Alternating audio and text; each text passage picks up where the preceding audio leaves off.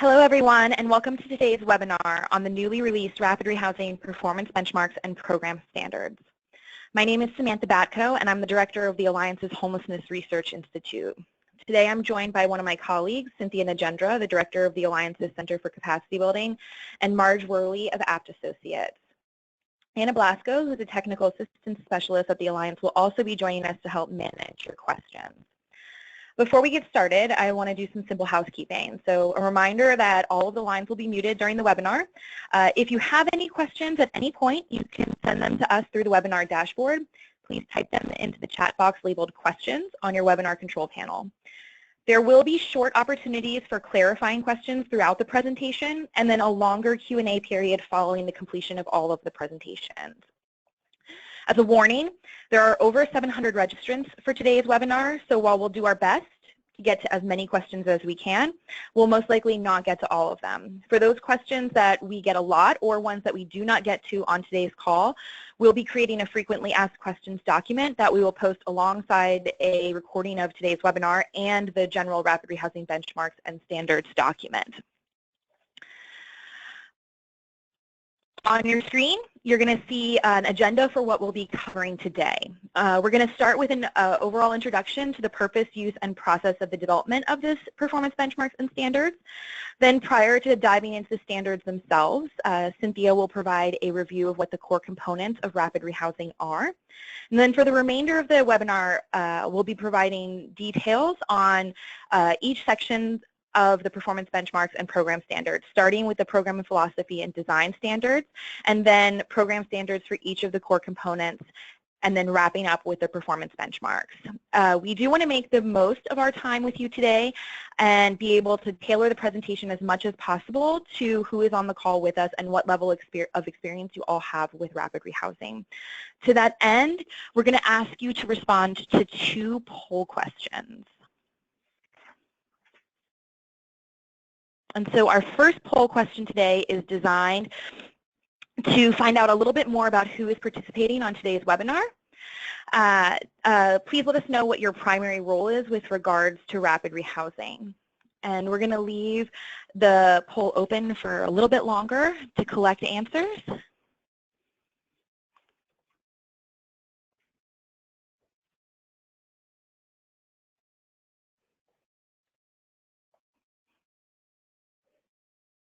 Okay, great. So thank you everybody for responding.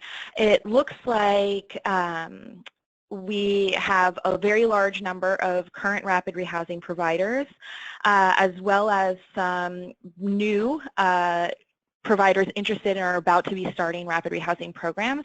And then another sizable majority or another sizable portion of our audience today are working on the system level, either as the COC collaborative applicant or a board member or a system planner. Moving forward, our second poll question is about your familiarity with your rapid rehousing program. So what we really want to know is if you've been operating a rapid rehousing program for a long period of time or a short period of time, or if you are not familiar with rapid rehousing or you're not operating a rapid rehousing program.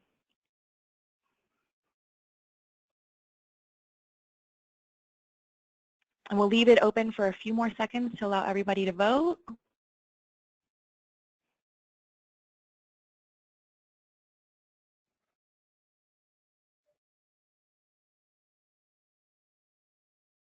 Okay, and we'll go ahead and close up that poll. And it looks like what we have is the overwhelming majority of you are very familiar with rapid rehousing, with 1/3 of our audience having operated a rapid rehousing program for over 2 years, and even those who aren't a rapid rehousing provider indicating that they are familiar with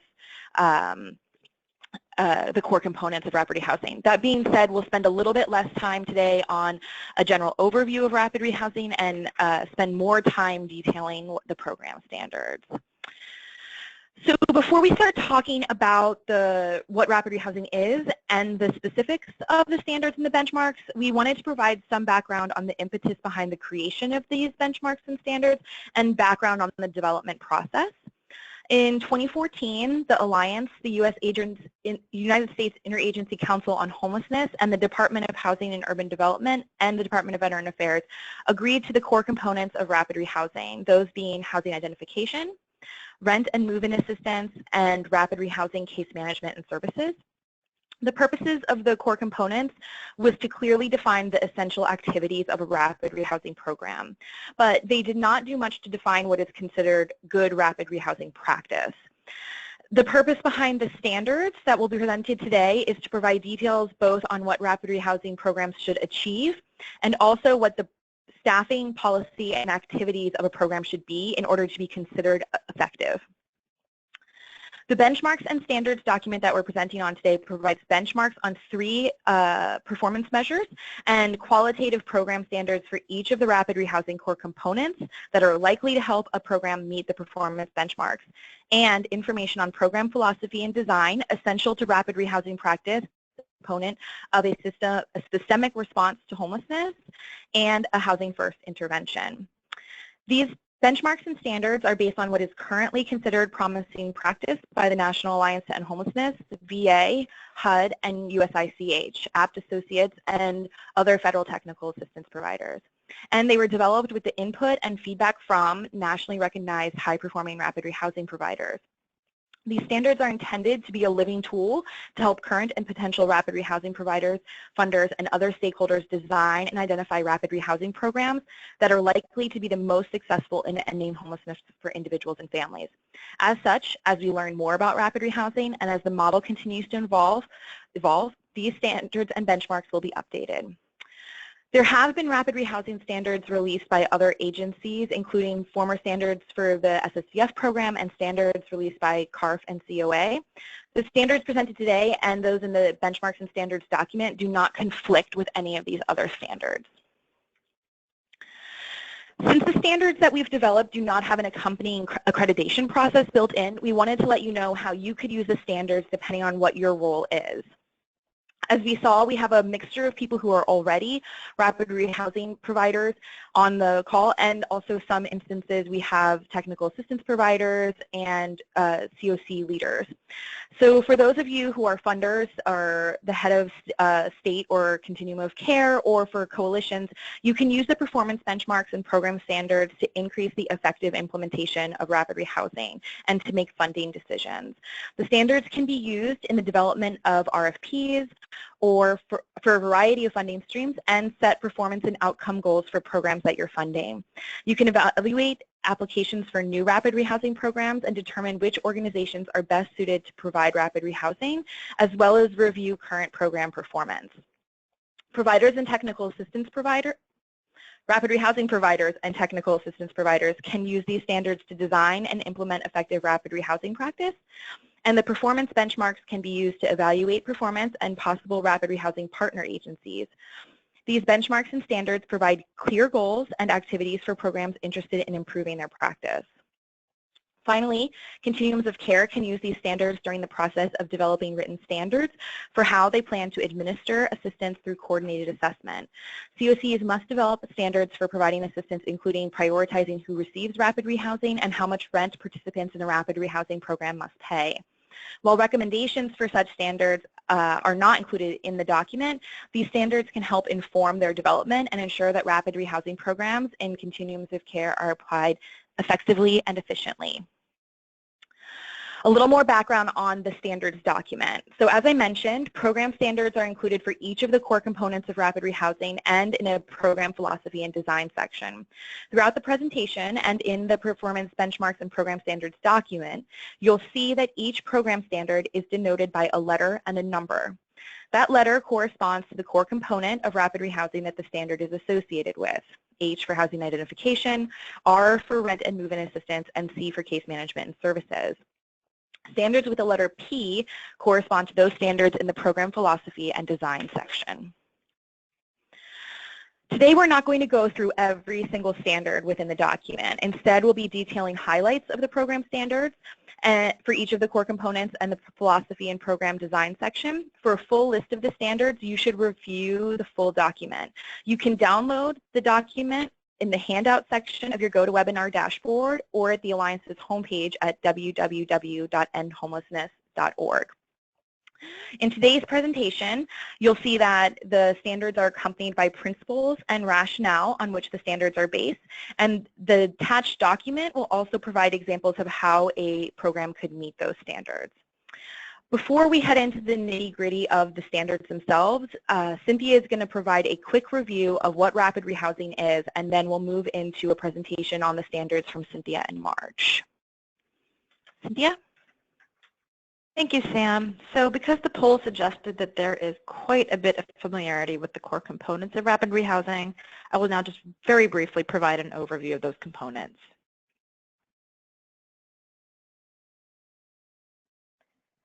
Rapid rehousing is an intervention designed to help individuals and families to quickly exit homelessness, to return to housing in the community, and not become homeless again in the near term. And the core components of a rapid rehousing program are housing identification, rent and move-in assistance, and rapid rehousing case management and services. These core components were developed in collaboration with and endorsed by the United States Interagency Council on Homelessness, HUD, and VA. In order to meet the program standards in this document, a rapid rehousing program must offer program participants all three of the core components. However, the core components can be provided by a single agency or in partnership with other agencies and still meet these program standards. So in other words, one agency can provide housing identification services while another agency that's partnering with that agency provides financial assistance and case management services and still meet the standards. Program standards are detailed for each of the three core components, as Sam indicated, and these standards are accompanied by principles and a rationale on which the standards are based, as well as examples.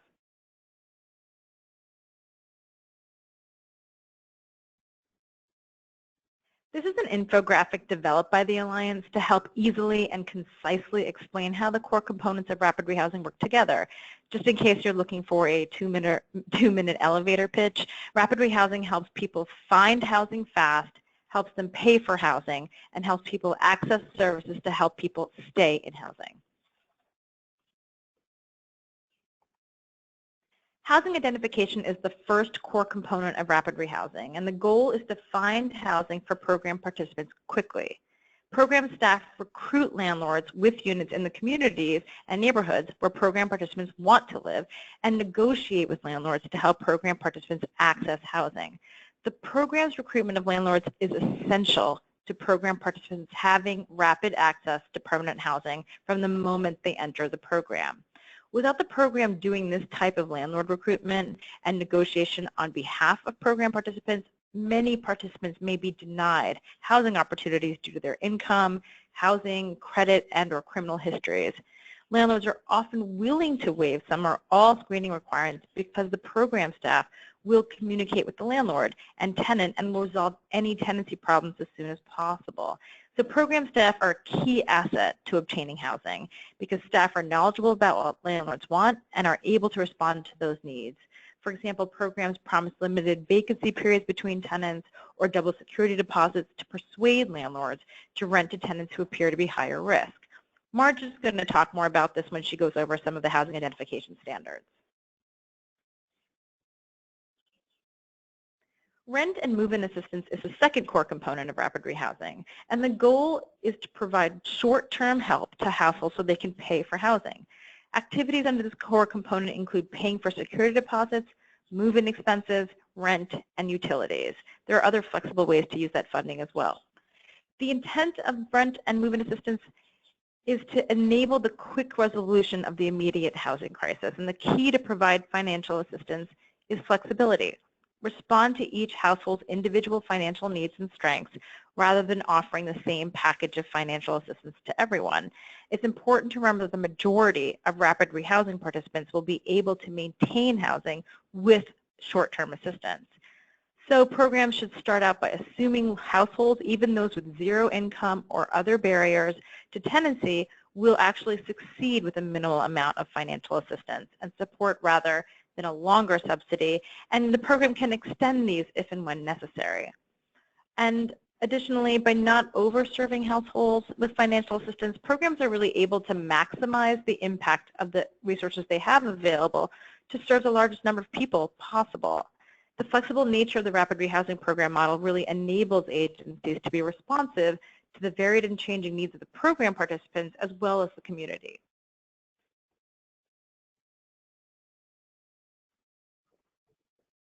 Rapid rehousing case management and services is the third core component of rapid rehousing. The goal is to help participants obtain and move into permanent housing, support participants to stabilize in housing, and connect them to community and mainstream supports if needed, to help them continue stability after the assistance ends. It's again important to recognize that rapid rehousing is a short-term crisis intervention, and this presents a major shift in how many programs have traditionally thought about case management, because the intent of rapid rehousing case management is not to build a long-term services relationship.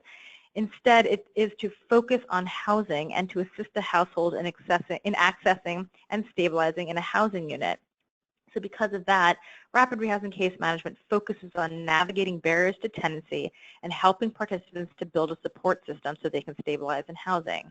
Case management activities are largely focused on helping resolve issues that may threaten housing stability. The program philosophy and design standards, which are actually towards the end of the document, are presented a little bit earlier here in our webinar, and they were written in order to provide more guidance on the broader role a rapid rehousing program should play in the community's systemic response to ending homelessness. So here are some of the principles that should be employed when designing a rapid rehousing program. Programs should coordinate and participate fully with the broader homeless assistance system to engage as many households as possible. Rapid rehousing should be implemented as a system-wide intervention. So no matter the funding stream, rapid rehousing should look similar across programs in its philosophical approach and design. These standards are really meant to help make rapid rehousing consistent across the community. Rapid rehousing should be flexible enough to serve anyone not able to exit homelessness on their own, no matter what tenancy barriers they may have. Building on this principle, programs should not screen out households based on a notion of who will and who will not be successful, as programs are not really able to consistently predict these outcomes. Assessment tools serve as helpful guides to prioritize households, and if someone scores for an intervention that is not available, such as permanent supportive housing, rapid rehousing may be the next best intervention to try. Absence of employment, a long criminal history, and other things that may have made housing difficult to obtain in the past should not be a reason to screen out participants. And finally, participants have all the rights and responsibilities of typical tenants and should sign a standard lease agreement. Rapid rehousing uses a housing first approach, meaning that people are placed into housing immediately without preconditions. So this standard says that rapid rehousing program staff are trained on the principles of housing first and oriented to this basic program philosophy of rapid rehousing. And the program should also have a routine way of onboarding new staff that include training on housing first and rapid rehousing principles.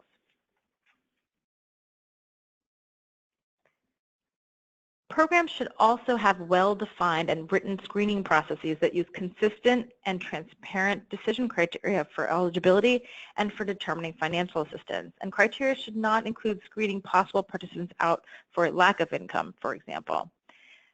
Eligibility criteria for the program should not include requiring sobriety, a commitment to participate in treatment, or any other criteria designed to predict long-term housing stability, because as we said, we don't have accurate ways to assess or predict someone's success. So we don't want to screen people out for the things that we think will not help them be successful. Finally, programs should participate in their local homeless management information system, or HMIS, and in coordinated entry once it is established in the community. And these are just some of the standards. As Sam mentioned, we're not going to go through all of them. So for more program philosophy and design standards, please check your document.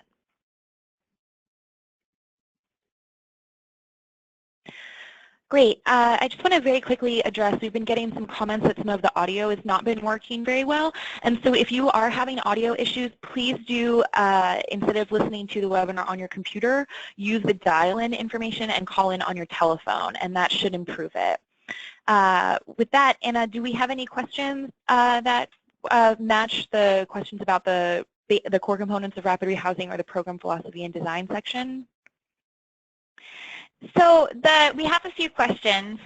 Definitely the biggest question so far is, will these PowerPoint be available after the webinar is over? So you can find that at www.endhomelessness.org after this webinar is complete. But I guess, we have some questions, I guess, about rapid rehousing for young adults. I don't know if we want to hold that maybe till the end. Yeah, let's go ahead and hold those till the end. Okay. Just if there are any that about the section that's already been presented on. I don't see any so far, but please feel free to keep typing your questions in when they occur to you. Great, thanks. Moving forward, we're going to move into the program standards for each of the core components, and Marge and Cynthia will be presenting on those.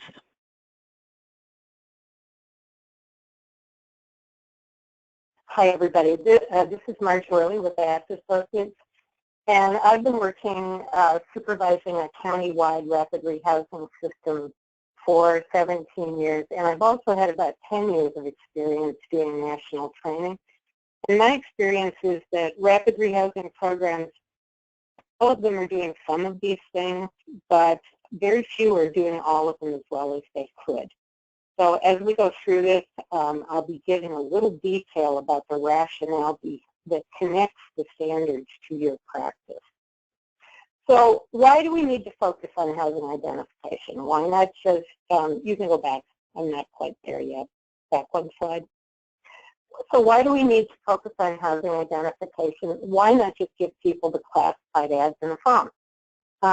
Remember what it's like to lose housing. You lose a lot more than a bed. You often lose all your possessions at the same time and keep only what you can carry in a garbage bag. You really lose control of your life.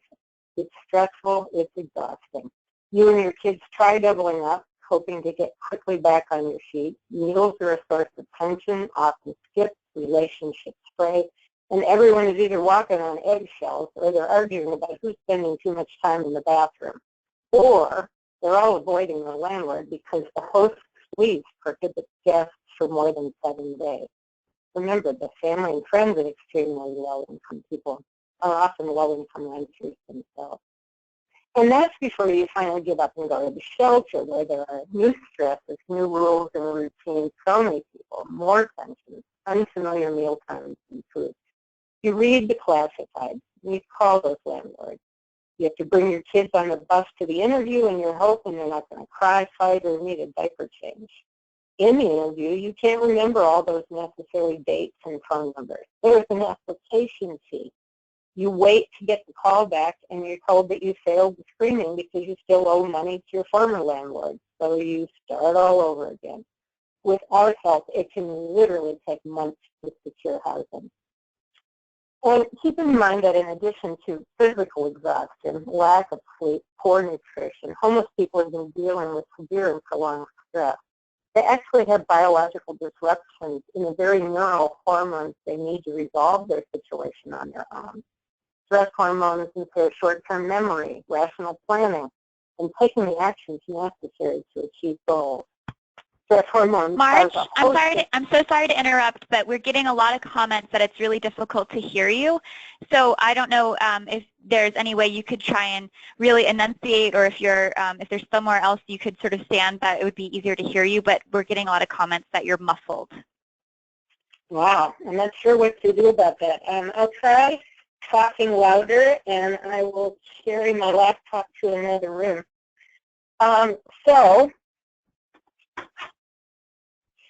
The other kinds of issues that can arise from stress overload are things like irritability, anger, passivity, withdrawal, too much sleeping or too little, increased smoking, drinking, drugging, or even junk food binges. In fact, I found that people can have so many stress symptoms that it's easy for staff to assume that they have a mental illness. So it is quite urgent to get them housed as quickly as possible. Only then can they rest, recover, and regain their familiar routines, their control, and move past the experience of homelessness. Those symptoms will then resolve, slowly or quickly, partially or completely. But housing first is the best cure. So what is best practice? Next slide. It's a delicate balancing act. You want people to have choice, but realistically the choices are limited, particularly when a person is also searching for an income or when she has a red flag on her credit, housing, or criminal record. You don't want their homelessness to be prolonged by one rejection after the next, by exhaustion, lack of child care. You want to help them quickly recreate a home so they can regain that control and begin to envision and work toward a future. So the very best rapid rehousing programs recruit dozens, even hundreds of landlords with a variety of modest but decent units in a variety of neighborhoods who agree to accept your clients even though their screening report may have a few blemishes.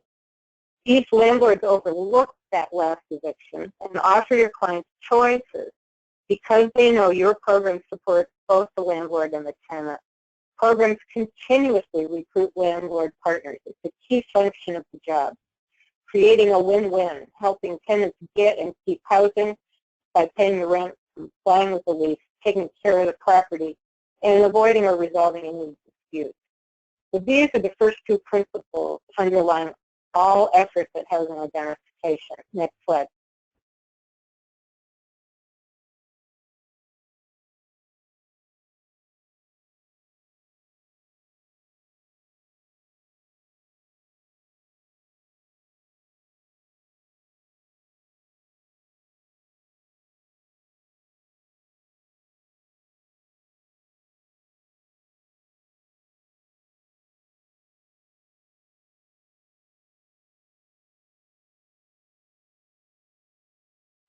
To the point that landlords literally want to rent to their clients, even in tight housing markets.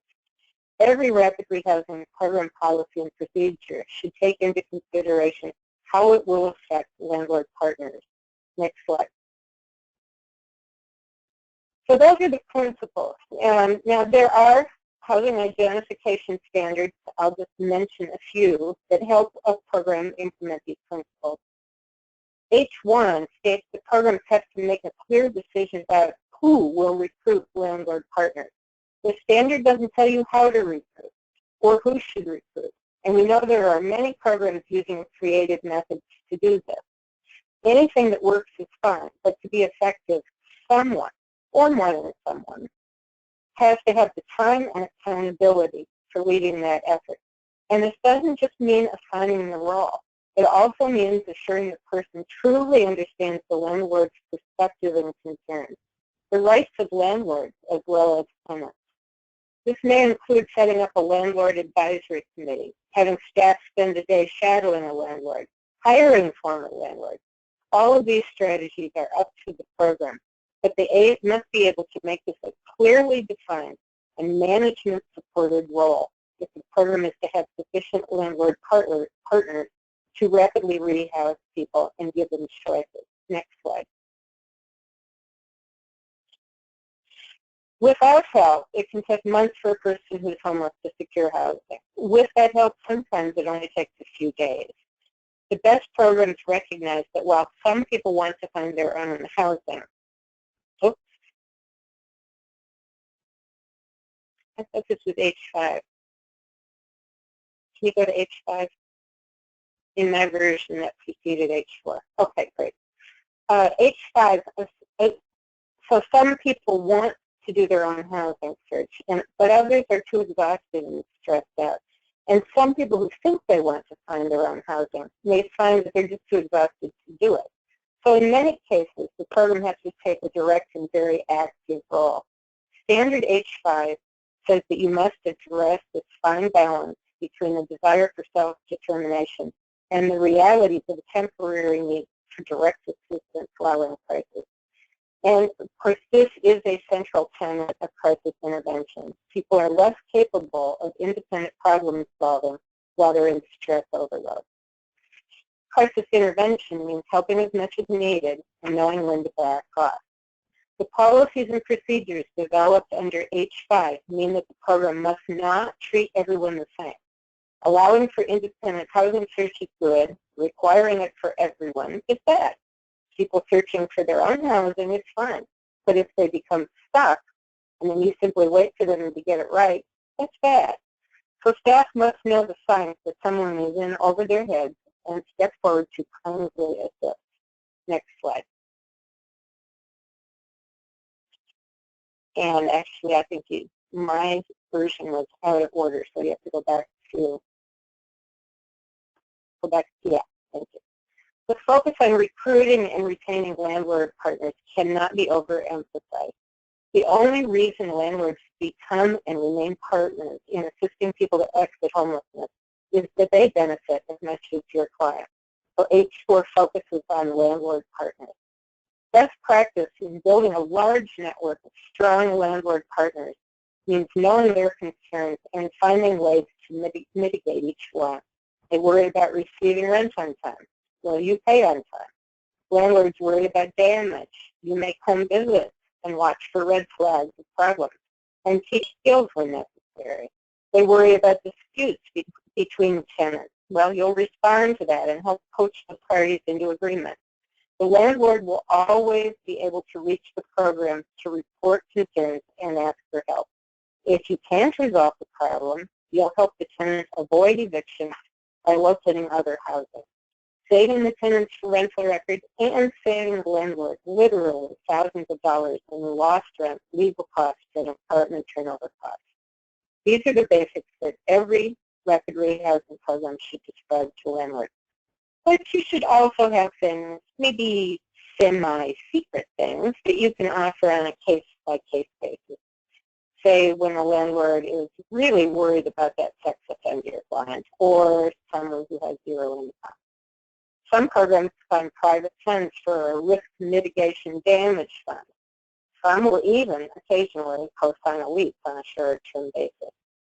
Any add-ons are up to each program based on your landlords, your clients, and your resources. So think them through and know what you can use as an extra incentive when you need it. The standard doesn't tell you how to do it, just how to think about doing it. Next slide. Next slide. Thank you. The need for some financial assistance when exiting homelessness is obvious to everyone. If you lost your housing because you couldn't pay the $650 rent, it's unlikely you will have the $2,000 it can take to secure a new housing unit. And if you've lost significant income, you may need some rental and utility assistance as a bridge until you get back on your feet through income supports or employment. There are many hidden costs that you should know about in advance and plan for. What if someone has nothing but the 2 shopping bags of belongings that they took to the shelter? What if they don't even have an application fee? What if the utility company won't connect the electricity or heat to the new apartment until the arrears are paid? Homelessness is cheap, but exiting homelessness is very expensive. Money your folks don't have. In my community back in the early 90s, we paid 100% of shelter costs that expected families to save their own income to exit shelter. Given their income and the costs of housing, this took 3 months. When we developed a rapid rehousing approach that included housing startup costs, the average length of stay in shelter declined by over 50%, opening beds for other families who were homeless and had no other options. Next slide. Principle 1, because the costs are so variable, as I just detailed, rapid rehousing programs must be flexible. It's not as simple as cutting a check for the first month's rent and security deposit for everyone and then closing the checkbook. It's not as simple as saying you will subsidize everyone with the same percentage of monthly rent for the same number of months. Next slide. Principle 2. Having the same package for everyone violates the principle that rapid rehousing must be progressive, efficient, and individualized. If you pay more than a household needs, giving everyone the same maximum limit on assistance, and some programs do, other households will remain homeless. If you have extremely low and inflexible limits on financial assistance, a household may lose the housing they just secured. It would be so much easier if you could just offer everyone a standardized benefit, and I'm afraid that some programs don't know any other way to approach this. It does take a lot of effort and consultation perhaps with other programs. This is the tough part. It requires a lot of working through. Next slide. Okay, here's an example of a standard that fits within the rent and move-in assistance core component, R4.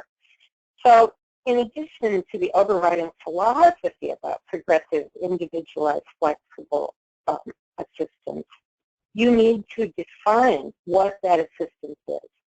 And you need to train staff and write policies and procedures about how to actually implement the philosophy. You need to make tough decisions on a case-by-case basis about how and when to pay and when and how to stop paying. You need to protect households while avoiding decimating your own agency budget, and I know how difficult that can be. This requires balancing and rebalancing again your budget, probably every month and maybe even more often than that. But it also means including defining who must sign off on a financial assistance or adjustments to the budget. Many programs have found that when the decision is wholly in the hands of case managers, they may tend to be more generous than is truly necessary. When the decision is totally administrative, decisions may be too rigid and too influenced by cutting costs. So the best is a combination of approval. Balance is hard. Next slide. H5 means that each program must know what they can pay, what limits the funder is placed on eligible expenditures and length of assistance, and so forth. They must also have an intimate knowledge of every other local program that may be able to pay things that they can. For example, utility arrears, reconnect fees. They must be aware of buildings with subsidized rent, where such programs exist. The Rapid Rehousing provider develops a partnership that allows rapid access to the needed funds. Where nothing is available, the program plans to cover such expenses and continually tracks spending. Next slide. R8 is an example of a standard related to financial assistance. Again, it's another agency has funding that provides funds or funds household startups, furnishings, and supplies. The Rapid Rehousing program develops an expedited referral process. But often no one else can pay for these things, and neither can your federal funders.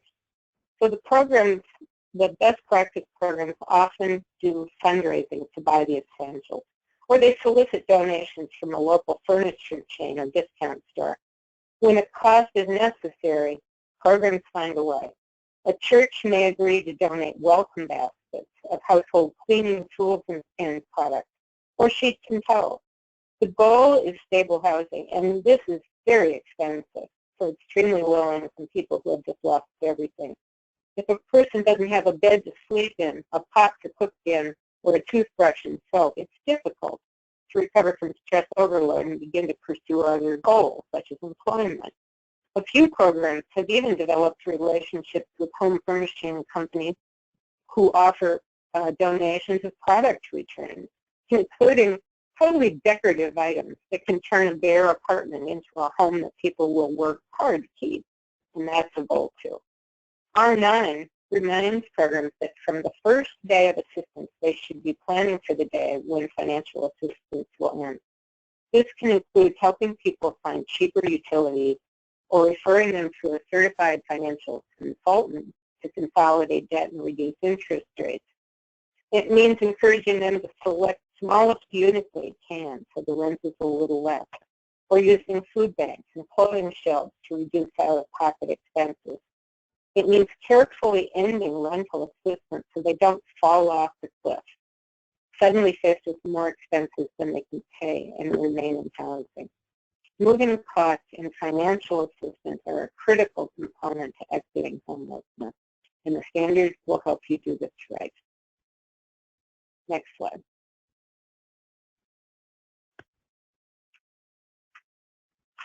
And I'm turning it over to Cynthia. Yes, thanks, Marge. So we're going to go into the third core component, standards, rapid rehousing, case management, and services. Next slide, please. So as we said earlier, the goal of rapid rehousing case management is to help participants obtain and move into permanent housing, to support participants to stabilize in that housing and connect them to community and mainstream services and supports if needed. This, as we said before, is also a shift from some traditional case management models where people really need to make changes in their current rapid rehousing practice, or if they're case managers coming from different type of program model, that this is kind of an area that we see a lot of programs needing to make shifts, changing their job descriptions and really kind of narrowing their focus of what case management activities are. So initially, rapid rehousing case management is primarily focused on assisting a participant in obtaining that housing and moving into that new housing unit. And case managers should help participants resolve or mitigate tenant screening barriers. These are not barriers that say someone isn't ready for housing, but rather screening barriers that a landlord would use, as Marge indicated. Landlord would use to screen people out, like rental and utility arrears, or multiple evictions, not having the necessary identification.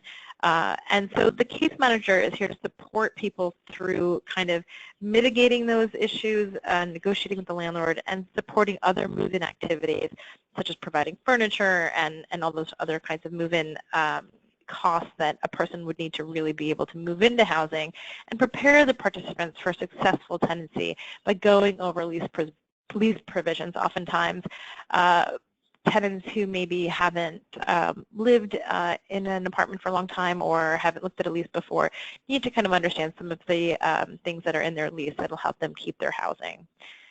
After moving in, rapid rehousing case management should be home-based and really help participants stabilize in that housing. And so even though you have sort of a short time with the participant because it's a short-term program, you should be helping participants based on what their needs and requests for assistance are, really making sure that you are responding to what they need and not overloading them on case management services also. It's really about if they're kind of responding to what their needs are. And rapid rehousing assistance finally should really end the case or close the case when the participant is no longer going to be imminently homeless.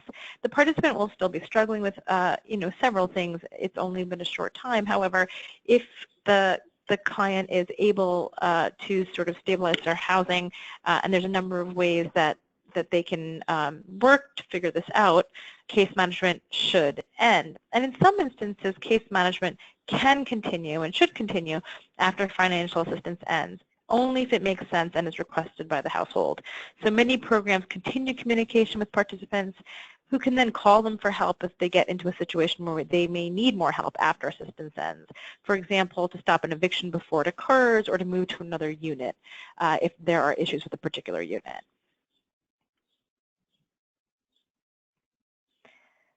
So the principles of case management are the following. Case management should really be client-driven and voluntary. This means that goals should really be determined and driven by the household, and there should be an emphasis initially on short-term and achievable goals so as not to overwhelm the person. As Marge said, there's a lot of stress and crisis going on in a household when they are experiencing homelessness, and because the household is currently in crisis, that induces a great deal of stress. It's difficult to focus on longer-term goals. This can come later when someone is stabilized in housing if appropriate, but right now the case management should really be focused on short-term and achievable goals that the household really wants and needs. And rapid rehousing case management should be flexible and use a strengths-based approach to build on the strengths of the household rather than focusing on deficits. Households often come in with feeling fear, not sure that they're going to succeed, having a lot of things that they have to work through to get to housing. So rapid rehousing case management should really try to help build the strengths of the household and focus on those so that the household feels that they can succeed. And one thing that is important to remember too, again, is that case management being flexible means that everyone won't need intensive services upfront. So responding to the individual needs of each household is really important. You might see that a household that initially presented with few needs and didn't need a lot of case management later starts to present with more needs. and that case management then can kind of flex up, and your assistance can kind of become more intense according to what the household is showing. So that flexibility on behalf of the case manager, that kind of discretion is really important. So you'd have to sort of really pay attention to where the household is, and home-based case management can really help you do that. So case management activities and goals should also reflect the short-term nature of the assistance, as I said before, and focus on those short-term and achievable goals. So here are some standards in the case management and services component. So here's some program staff standard C1, which says that case manager job descriptions should really direct case managers to focus on housing and to use strengths-based approaches focused on participant engagement and meeting the unique needs of each household. So as it said before, the job description for case managers here is important because case managers who may have come from other programs, as I said before, may not be as focused on these activities and not sort of clear on what their objectives are. And so a job description should really match these principles, and that's why this is such an important standard. Standard C2 says that it is highly recommended that programs have specialized staff that conduct housing location. So in this situation, I'm sorry, the standard in the housing identification standard says that you should have specialized staff, and so in this situation, case managers work closely with the housing locator staff to match the client to an appropriate unit as quickly as possible. So client choice is key. The case manager working closely with the housing locator is very important, and really helping to respond to whatever the needs the case manager sees helps the housing locator match the client to the right, and that hopefully will really help that client stabilize in that particular unit. So because case management goals are driven by the client and the model is client-centered, Standard C4 says that program participants direct when, where, and how often case management meetings occur. Because case management should be home-based, you want to make sure that the program does allow for the participant to kind of drive how that happens and when that happens, and make sure that it's comfortable for the participant. The case manager needs to create an environment in which meetings occur in a participant's home or in a location the participants choosing whenever possible. Sometimes people meet at a Starbucks, after work or early in the morning, to make that really conducive to the client feeling like it is based on their time and their schedule. And finally, C9 says that the program has clearly defined policies and objective standards for when case management should continue and end. There are tools, and this is a good place to sort of consult other programs to see how they kind of figure out how to think about closing a case, but these guidelines should really be flexible, and case conferencing here is kind of an important tool to figure out when case management should continue and end within your program. Okay, great. So we have a couple questions. We have just a quick 5 minutes to clarify some questions. So thank you everybody who's been typing them in furiously. So I'm going to start backwards. Cynthia, this question is for you. If you could just clarify if there are any standards for the number of case management meetings a month that someone should have with their client. So there is, that's a good question. There isn't a standard that specifies the number. Some funding streams do require something like a monthly case management meeting or more or less than that, and some funding streams don't. I think that our recommendation would be really to, again, to respond to the need of the household initially. You may want to be meeting, if you see that someone is pretty self-sufficient and able to kind of take care of things pretty quickly, you might want to have less case management meetings. And then you might, I know programs that see that someone who hasn't been in housing or is struggling, they meet 2-3 times a week. It really kind of depends on the household. I don't know if, Marge, if you have more you might want to add to that. No, I think that's entirely true. I don't, you might have some kind of a standard for, say, the first week or two in housing, just to make sure that everybody is adjusting and that they understand the lease. Or you might just contact the landlord more frequently the first week or two, just to make sure things are going well. But really, you should adjust it, exactly like Sam just said. Great. So our next question is for you, Marge. returning a little bit to the financial assistance component, what do we mean when we say short-term assistance here? Well, many times that's defined by the funder. A lot of programs have found that most people only need like a few months of rental assistance, maybe 3 months or 5 months. But there are some people who have zero income and need to be applying for benefits or seeking a job, and it may take longer. I don't think you can completely standardize that, but you're going to have to keep very close track of a running average so that you can compare with your budget and make sure that you're not over or underextending your different funding sources. Great. And so I guess anyone can answer this question, but maybe I'll kick it off to Samantha first. But we have some questions about particular populations and whether or not it's appropriate to adjust and adapt the standards to meet the needs of those populations. So we had questions specifically about rapidly rehousing young adults and survivors of domestic violence. Do you have any insight on that, Samantha? Great, thanks, Anna. And so the first thing I'd like to say is that when we went out and solicited feedback on drafts of the program standards that were presented today and that are in the document, there were youth surveying providers who provided feedback, as well as providers who either through partnership serve survivors of domestic violence or directly serve survivors of domestic violence. So the input of providers serving those populations was included in the development of these standards. To continue along that point, there are some instances where that feedback is directly reflected in the document. So under the case management standards, one of the standards, which was not presented today, but document is about very clearly defined safety protocols for both participants and for staff, and that those are shared with participants and they're posted regularly in staff offices to ensure that everyone is taking the proper steps to provide safety for participants, and that your staff are also well aware of what they need to do to protect themselves in potentially violent situations. The second is that a lot of the youth serving programs that we solicited feedback from indicated that they may stop financial assistance but continue case management assistance. And as you read through the case management section, particularly around the closing the case section, you'll see that there are standards around how places can end financial assistance but continue case management assistance,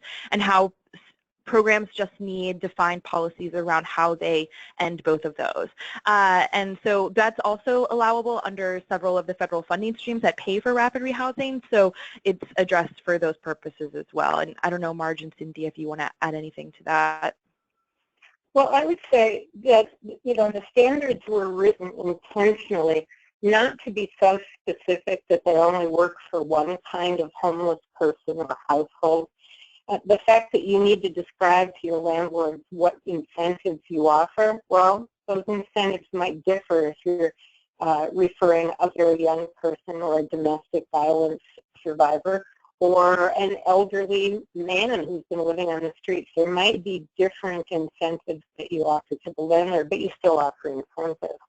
You still need policies and procedures for how your staff will recruit landlords. They may recruit different landlords using different methods, but they still need to do that. So the idea behind these standards is that it doesn't make your decisions for you.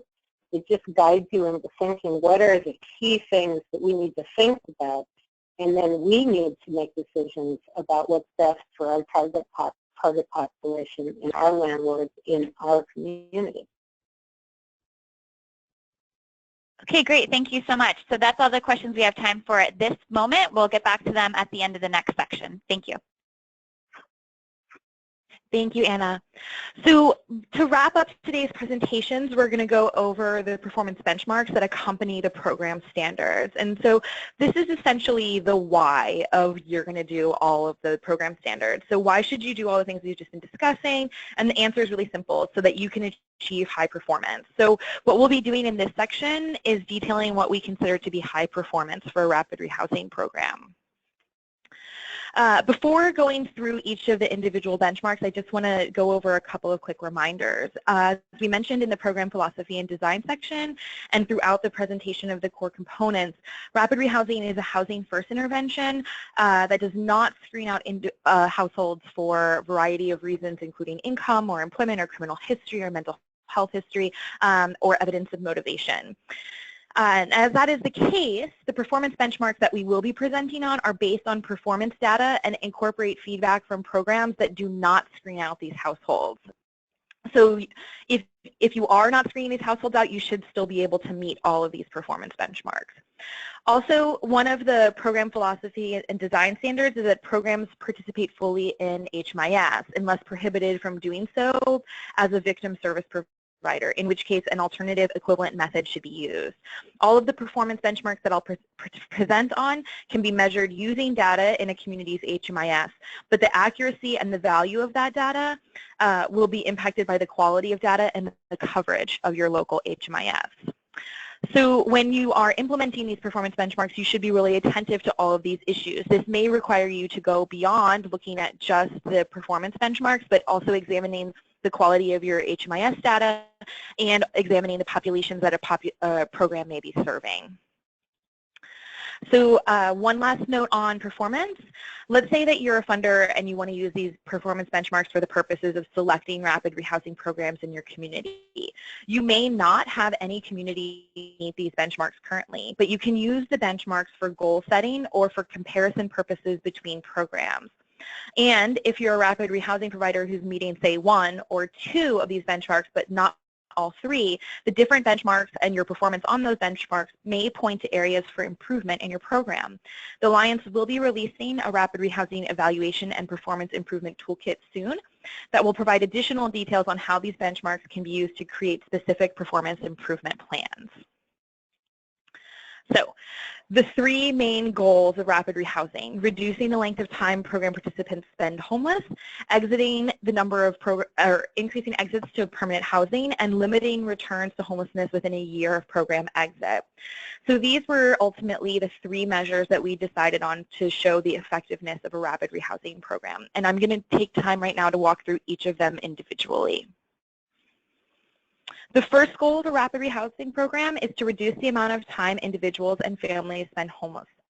This measure is the average length of time between the date when an individual or family is identified as having entered a rapid rehousing program, so your HMIS rapid rehousing program entry date, to when they move into permanent housing, which is your HMIS residential move-in date. This measure is only calculated for those households that move into a permanent housing destination and does not include those who have not yet moved in or move into a non-permanent housing destination. Permanent housing may include private, unsubsidized housing, subsidized housing, permanent supportive housing, or housing shared with friends or family in the sustainable living situation, one that could not be categorized as temporary. Permanent housing does not include shelter, a transitional housing program, jail or prison, or a treatment facility. To meet this performance benchmark, households served by the program should move into permanent housing in an average of 30 days or less. The primary opportunity for a rapid rehousing program to impact how much time a household spends homeless is the speed with which it is able to identify and help households access appropriate housing options. Activities that contribute to good performance on this outcome are recruiting landlords to have access to units, finding units that are in communities and neighborhoods that program participants want to live in, and negotiating with landlords to help program participants access housing. And you can see standards that correspond to this in the housing identification program standards that Cynthia discussed earlier. It should be noted that if you have poor quality data on any of these measures, be that the HMIS Rapid Rehousing Program entry date or your HMIS Residential Move-in date, you may want to use other measures as proxies. So if you have a well-developed coordinated entry system, if you wanted to more fully understand the dynamics of referral and then program entry, you might look at this from your coordinated entry referral date to your rapid rehousing move-in date. Similarly, you may not have good move-in date quality data, so perhaps if you're running a rapid rehousing program out of your shelter, you could substitute in your shelter exit date for your residential move-in date. But what you're trying to get to is from the moment that the person is involved in the rapid rehousing program to the date that they move into their housing. For the second goal of rapid rehousing, this is the exits to households to permanent housing with or without a subsidy. This measure is calculated by taking the number of households who were in permanent housing when they exited the rapid rehousing program.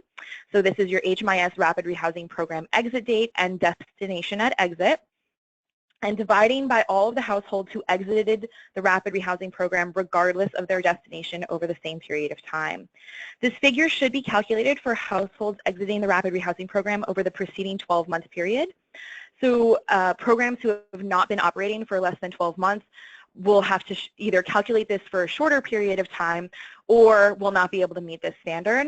For programs that are working on performance improvement, you may want to take this measure several times over shorter intervals in order to see progress in performance improvement activities. So for a program to meet this performance benchmark, at least 80% of households that exit a rapid rehousing program should be exiting to permanent housing. A rapid rehousing program can impact the permanent housing success rates through the combination of appropriate housing placement, financial assistance, and effective case management and services. And the mixture of those standards that correspond are in all of the different core component program standards. The third goal of a rapid rehousing program is to reduce the number of households returning to homelessness following soon after an exit from a rapid rehousing program. This is typically measured by examining HMIS data from homeless programs across the entire community to determine whether people who successfully exited from the rapid rehousing program to permanent housing return to homelessness, meaning an unsheltered location, emergency shelter, transitional housing, or a safe haven within 12 months of exiting. This measure to returns to homelessness tracks the percentage of people who do not experience a subsequent episode of homelessness.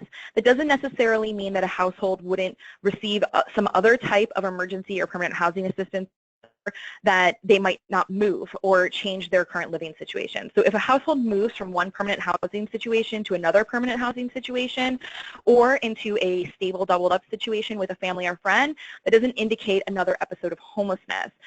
So the only people who are flagged in this top number are people who return to emergency shelter, transitional housing, or safe haven within the 12 months. For a program to meet this performance benchmark, at least 85% of households that exit a rapid rehousing program to permanent housing should not become homeless again within a year. The primary opportunities for a rapid rehousing program to impact the success of a household in remaining housed is through the combination of securing appropriate housing and effective case management and services. You should see the housing identification and rapid rehousing case management program standards for those. A couple of other notes: programs operating for less than a year also may not be able to meet this benchmark. And in addition, to calculate this measure, programs must have access to their homeless data system. So for all of the other programs in the community as well. So either you need to have an open data system or you need to be able to access an HMIS report from your community's HMIS lead agency. For programs in communities without open or adequate HMIS coverage, which we would say is about 20 or at least 80% of programs entering data, and for a rapid rehousing provider who's a victim service provider, this measure can be calculated using alternative equivalent methods to document the program's ability to meet the standard, such as a representative sample of households that exited to permanent housing. And with that, I think we'll open it up for questions from the audience. Great. Thank you so much, Sam. So I'm going to start just with a question about the most recent section that you concluded.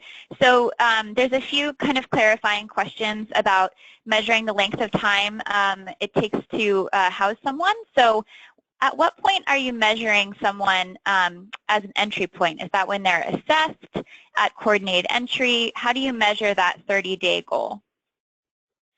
So what we've recommended in the benchmarks is what we consider to be the standard for what everyone in every community should be able to do. So it's from the time in HMIS that a person is considered to have been entered into a rapid rehousing program. What I would advise is if you were interested in doing this in more rigorous way, or a way in which you are collecting a larger portion of the time in which a person may be involved or have been referred to a rapid rehousing program, is to look at your coordinated entry referral date. Not every community necessarily, though, has coordinated entry referral dates right now, which is why we chose to go with rapid rehousing program entry date. That's not to say that you can't go above and beyond these three benchmarks as they've currently laid out. And when we do release the toolkit on rapid rehousing evaluation and performance improvement, we'll be providing some of these additional ways in which you can calculate these measures. Great, thank you. So we have a lot of questions about requirements for different funding sources. We have some folks who are wondering if these standards apply for ESG rapid rehousing or rapid funded by the continuum of care. So maybe, Sam, if you could just respond generally to sort of what these standards are meant to apply to. So these standards are intended to apply to any rapid rehousing funded by any source, at SSVF, ESG, continuum of care, or a local or state-funded rapid rehousing program. They are not none of the standards conflict with any of the federal regulations that currently provide guidance on what rapid rehousing is. What I would say is that these standards go farther than what the guidance does. So for example, in ESG and continuum of care rapid rehousing, you can provide rental assistance and case management for up to 2 years. What these standards suggest is that what you should be doing is providing it in a progressive manner where you're not guaranteeing rapid rehousing assistance for 2 years, but you're doing it based on the needs of the families in order to maximize the number of people that you can serve. Similarly, some of the rapid rehousing funding streams do require, for example, a monthly case management meeting. I think Cynthia may have mentioned this earlier, but I'll just reiterate it. And that the standards don't prohibit the meeting with somebody monthly, but they are that anything outside of what is required by federal guidelines and federal regulation is voluntary. And so nothing within the standards prohibit the following of regulations associated with federal funding streams. They just go beyond what there is currently in guidance. Great. So I'll throw this next question over to Cynthia. I think we have a few questions about standards for caseloads in rapid rehousing. Do the rapid rehousing benchmarks and program standards address caseloads? That is a good question. It does not, the standards themselves do not address a specific caseload ratio. I think this is particularly because, as Marge indicated, there's so many different types of programs out there serving different populations that sort of recommending one caseload ratio didn't seem to make sense. I will say that, you know, in thinking about caseload ratios, a program should consider the particular population that they're working with, or the mix of populations. For example, if a case manager has a lot of folks who may be experiencing chronic homelessness or who have many needs on their caseload, they might want to have a smaller caseload. I know in some rural communities that have SSVF, they have smaller caseloads because they have to do a lot of the services themselves, and they have to drive long distances, so they can't keep very high caseloads. Youth sometimes require more intensive case management depending on the youth, so that can also change the caseload ratio.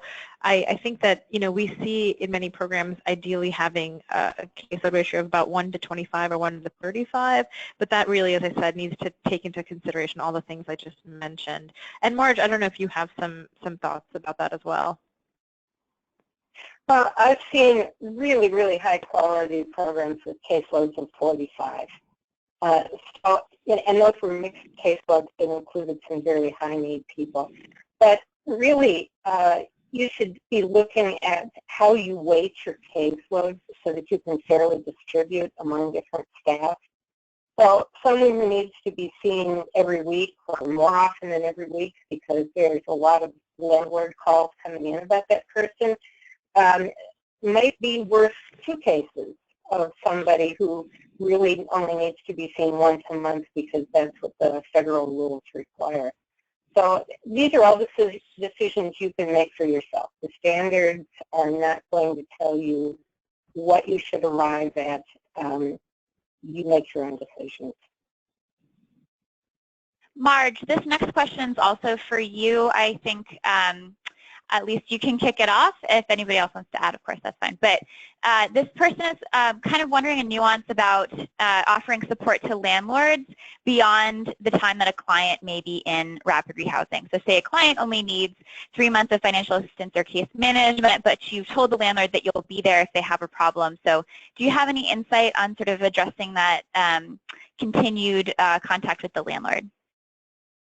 Most of the really good programs that I am aware of will let landlords contact them even after they've stopped assisting the client, that the landlord is a partner not just for that client but for other people who may want those units in the future. So it's really important not to lose a landlord.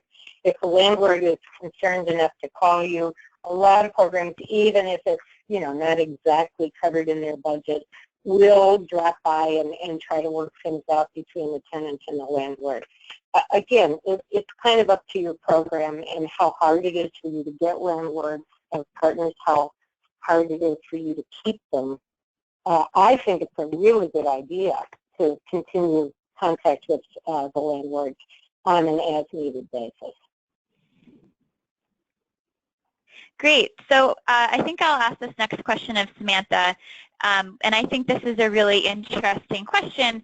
I know there are communities that have agreements between agencies to split up some of the core components of rapid rehousing. So say one agency might do the landlord recruitment and housing location, and the other agency might do the financial assistance and case management. So do you have any insight into how they might apply the standards to this sort of collaborative model?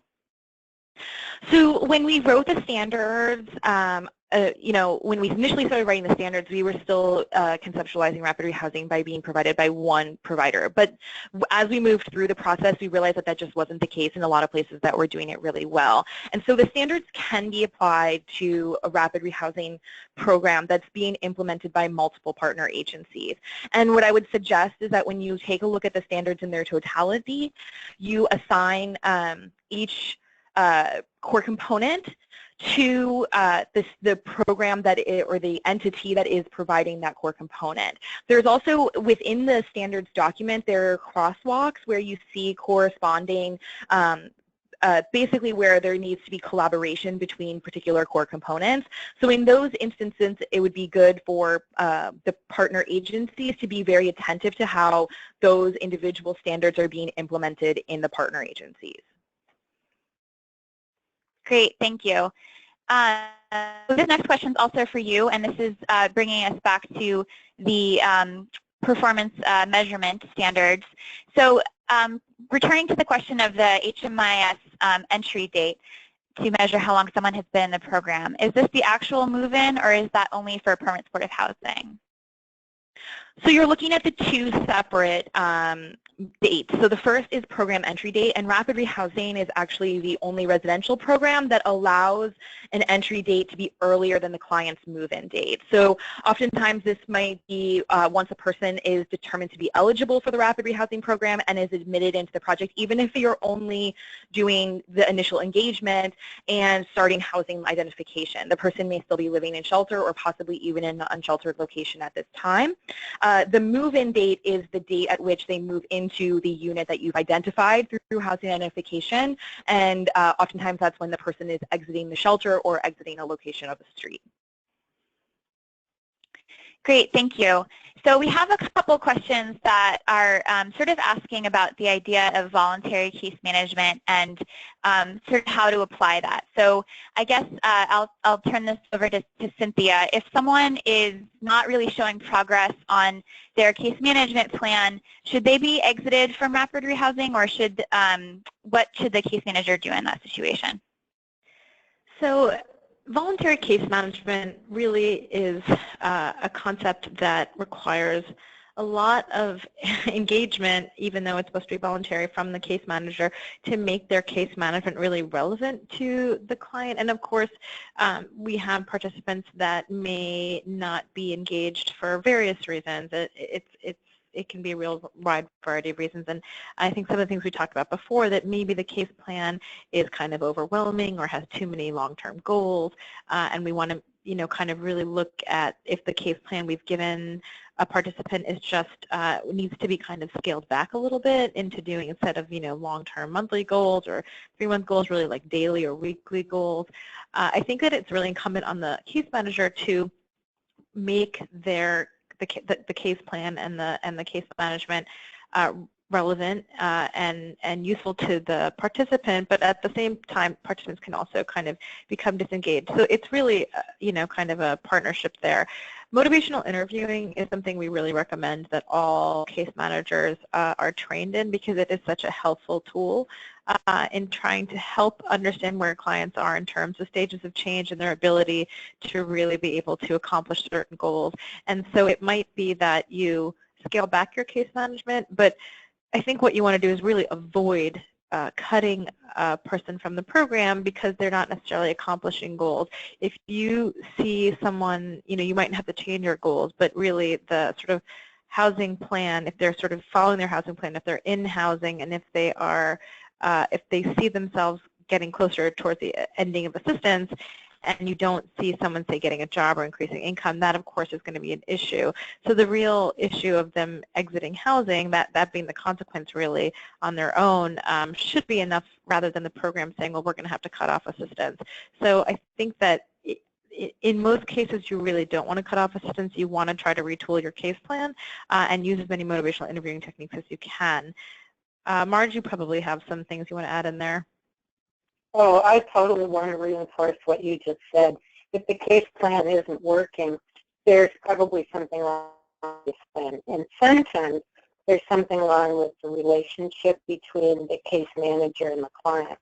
So rather than being able to just terminate a client's assistance because of quote-unquote lack of motivation or whatever, really, that's the time to have a little case consultation inside your program and talk to other staff about what can you do to help this person. Are the goals too ambitious? Are there too many action steps? Is this person showing the symptoms of severe stress overload, and they really just are so exhausted that they can't do what they said they could do? They may have thought they could do it, but it turns out they can't. And you have to give people a graceful way of backing out of too many commitments.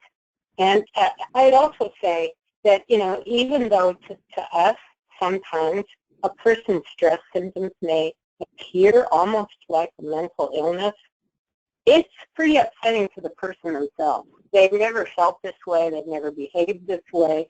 They may feel like they're going crazy. And so they may just sort of withdraw from case management relationship, and it takes some really gentle contact that's totally focused on what would you like today. You know, what shall we go off to the grocery store?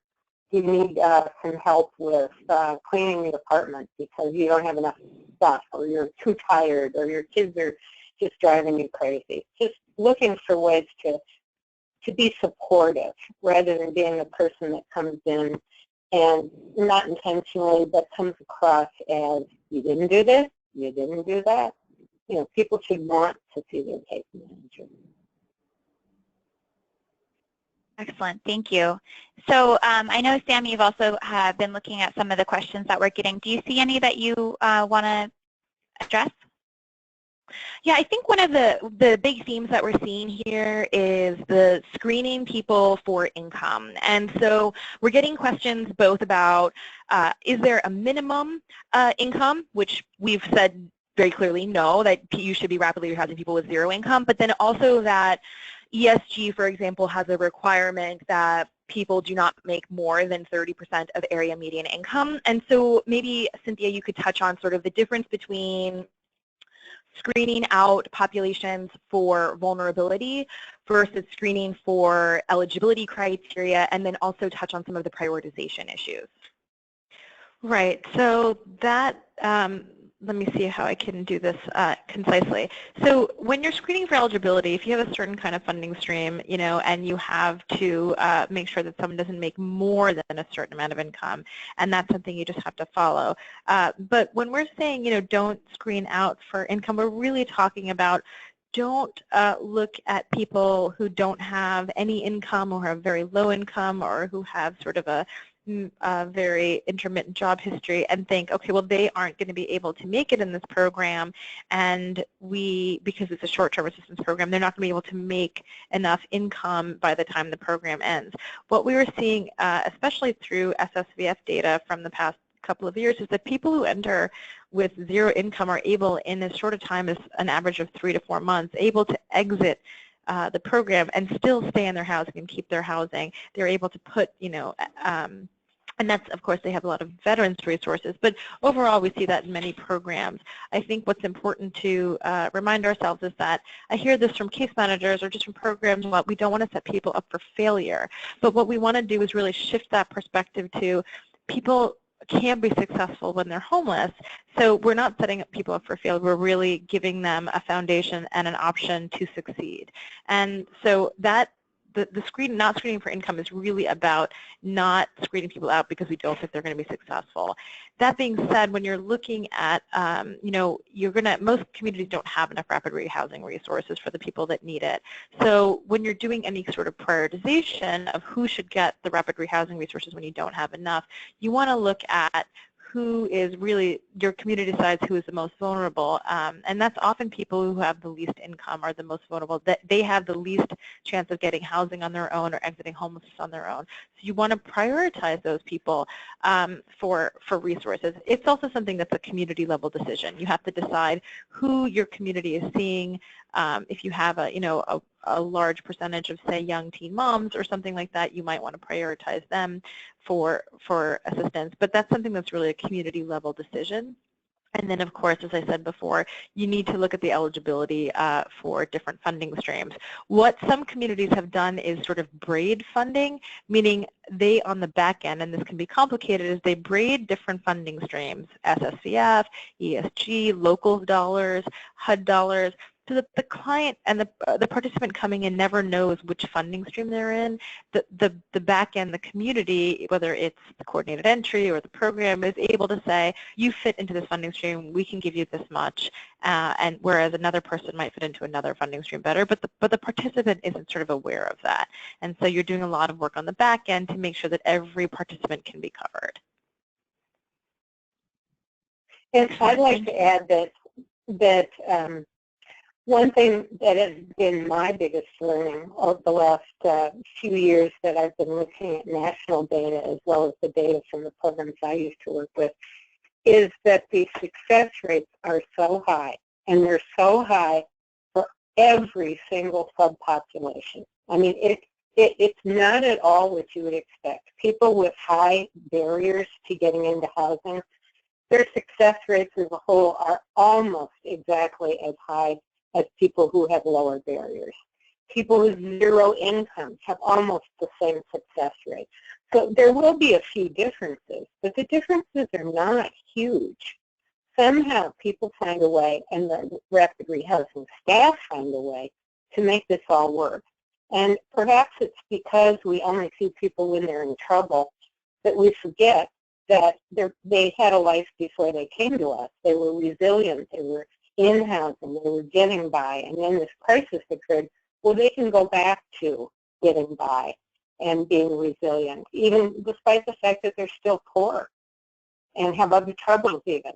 So it's something you have to almost take as an article of faith, that most people are going to succeed unless you really screw up.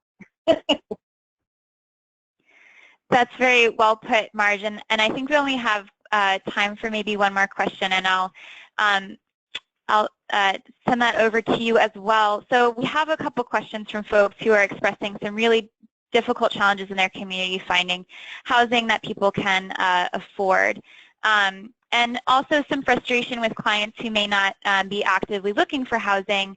And I think that partly this comes from the standards about housing people within 30 days. So maybe you have some resources or suggestions that you could help people think a little bit more about how to find affordable housing really quickly?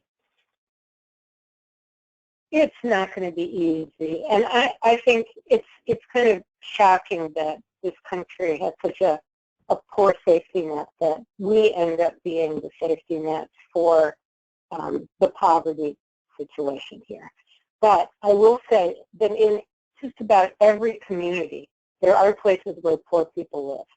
And one thing that you might do is to take a look at where are people who are at 15% of their immediate income because they're relying on TANF or SSI. Where are they living?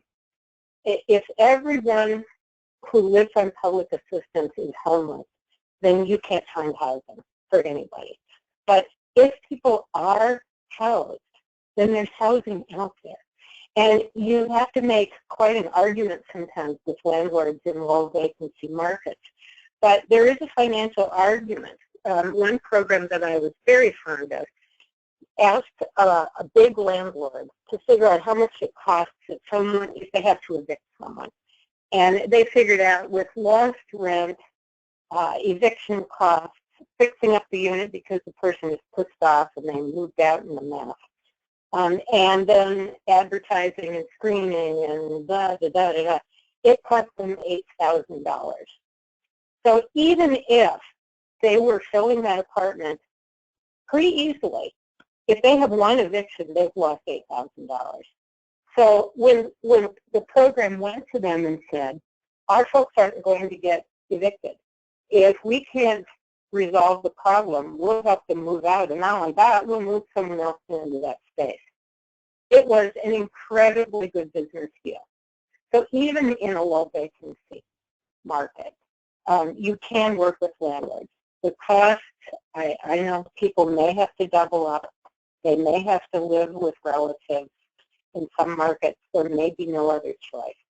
But so far, every part of the country is able to do this with most people, which is a tribute to rapid rehousing programs and their staff. Does anybody want to add anything to that? Okay, great. If not, then I'm going to kick this back over to Sam to wrap us up. Thank you, Anna. So we want to thank everybody for attending today's webinar. And as I said earlier, we'll be posting a recording of this webinar online with the current benchmarks and standards document. We'll also be taking all of the questions from today's webinar and turning it into a frequently asked questions document. And if you have any other questions, you can feel free to always reach out to the National Alliance on Homelessness. And with that, I'm going to close and thank everybody for attending. And we hope to see you again on future Rapid Rehousing webinars. Have a great day.